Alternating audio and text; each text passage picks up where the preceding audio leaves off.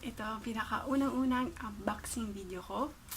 So, every time I watch others na nag-unbox sila, I really get excited for them. So, naisip ko, why not making one myself since may dumating. At ang order ako ng ito is it's a cool item from Amazon. And then, naisip ko lang, why not making an unboxing video yan. So, it's a medical item. It's a suture kit. Since I'm opening it right now. So, the reason why I bought this, it's because as I'm going to start my 4th year as a medical student, naisip ko lang, why not start also familiarizing with the surgery tool, because during my 4th year, I will start learning about surgery. And even though I don't really know how to suture yet, I guess it's like also cool having this kit already, right? It was also discounted on Amazon, so I took the chance immediately because it's kind of pricey. Yeah, it's pricey. This kit is pricey. It's like usually more than 50 euros ganon. And I bought this for 36, mga ganon, 36 euro.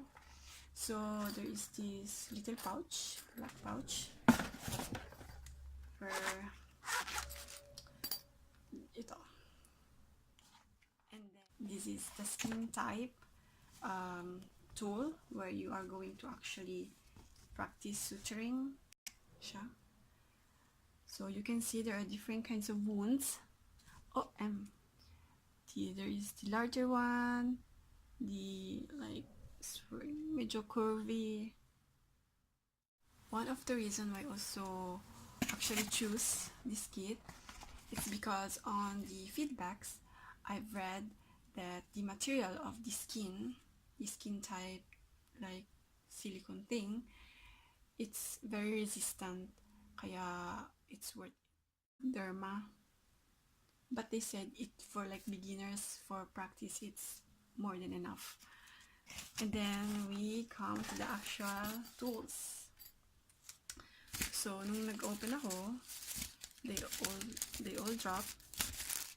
There are silk braided and the nylon monofilament. So this is the actual cord to suture, and there is a pair of blades. They're also sterile. Anong tawag doon? Sterile instruments. So there is a scalpel handle. There is any blade. Ito yung blade. Sasalpak mo siya. And then it becomes your scalpel. Then there are what's on the pouch or bag. There is the scalpel handle. It's for sets, the curved one, yung curve. Ito siya, curved one. This is another type of scalpel. Hindi ko alam. Hindi ko siya alam. I don't really know what it's called, but I think it's another scalpel. I'm a beginner, huh? I'm not familiar with this instrument. Then there is another forceps, which is the straight one. See? The other one was curved, and this is straight. And then the last instrument, last tool is scissors. A pair of scissors. Ito siya.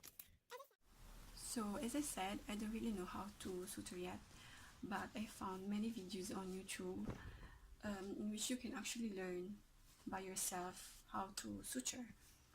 There are different techniques and different kinds of sutures. You can do it all by yourself, and maybe if I have like more free time, I start learning it because I don't know, I'm excited. It gets me excited. Kaya maybe one day masho-show ko din. I'll show how maybe.